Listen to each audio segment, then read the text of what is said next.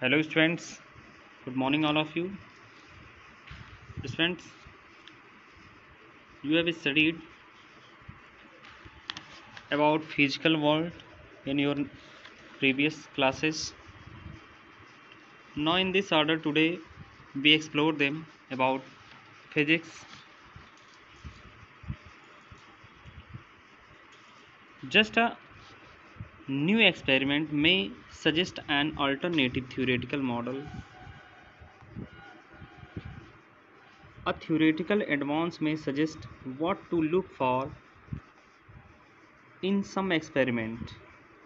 The result of experiment of scattering of alpha particles by gold foil in 1911 by Ernest Rutherford 1871 to 1937 established the nuclear model of the atom, which then became the basis of quantum theory of hydrogen atom given in 1913 by Niels Bohr. Hydrogen atom given in 1913 by Niels Bohr 1885 to 1962। Students, पिछली कक्षाओं में हमने physics क्या होती है इसके बारे में स्टडी किया था।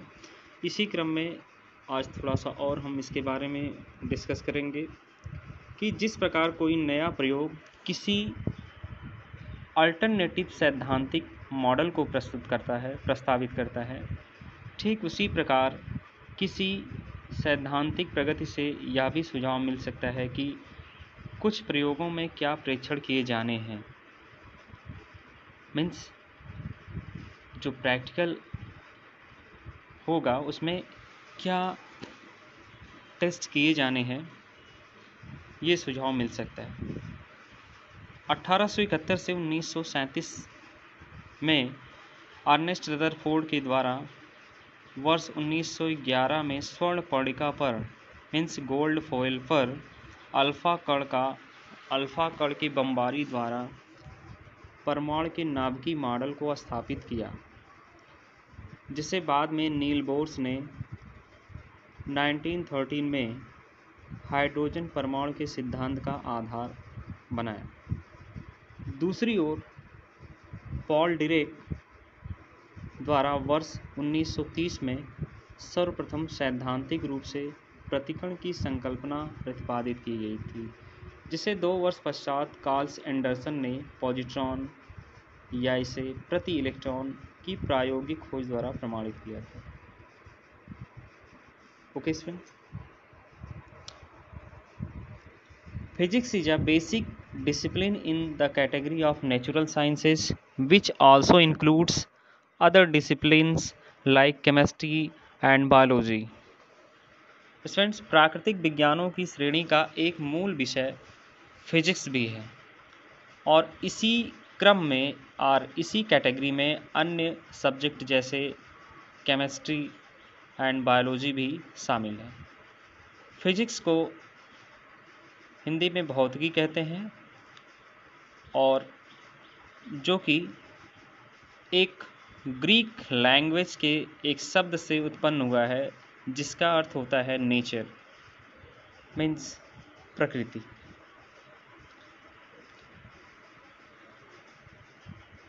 Its Sanskrit equivalent is Bhautiki, that is used to refer to the study of the physical world. A precise definition of this discipline is neither possible nor necessary. इसके समतुल्य संस्कृत शब्द भौतिकी हैं, जिसका उपयोग भौतिक जगत के अध्ययन से संबंधित है। इसमें जैसा कि आप जानते हैं फिजिक्स को हिंदी में भौतिकी कहते हैं और ये ग्रीक भाषा से उत्पन्न हुआ है जिसका अर्थ है प्रकृति, और इस संस्कृत में भी भौतिकी फिजिक्स को भौतिक ही कहा गया है और जिसका उपयोग फिजिकल वर्ल्ड के अध्ययन से संबंधित है, मीन्स भौतिक जगत की स्टडी से संबंधित है। तो इस विषय की एग्जैक्ट परिभाषा देना ना तो संभव है और ना ही आवश्यक है। तो we can broadly describe physics as a study of the basic laws of nature and their manifestation in different natural phenomena. मोटे तौर पर हम भौतिकी का वर्णन प्रकृति के मूलभूत नियमों का अध्ययन तथा विभिन्न प्राकृतिक परिघटनाओं में इनकी अभिव्यक्ति के रूप में कर सकते हैं। Okay, the scope of physics is described briefly in the next section. Here we remark on two principal thrust in physics, unification and reduction. तो स्टूडेंट्स, अगले भाग में फिजिक्स के जो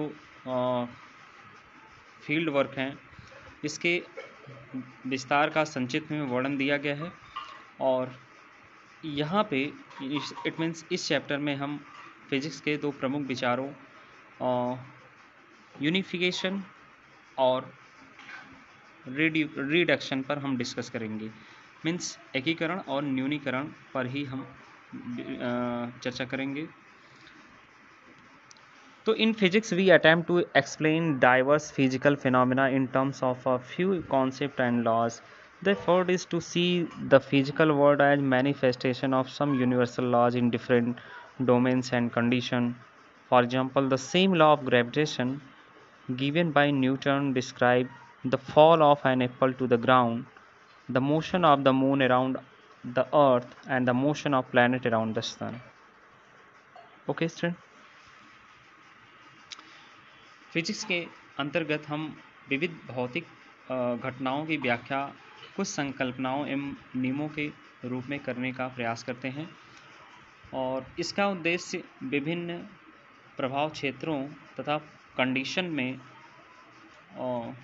फिजिकल वर्ल्ड को कुछ यूनिवर्सल रूल्स के रूप में देखने को मिलता है।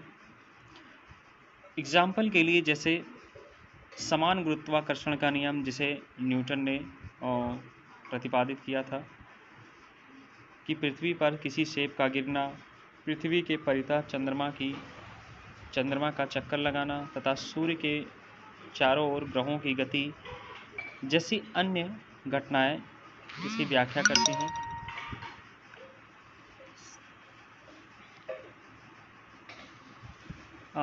Similarly, the basic laws of electromagnetism, Maxwell equation, govern all electric and magnetic phenomena. The attempt to unify fundamental forces of the nature reflect this same quest for unification.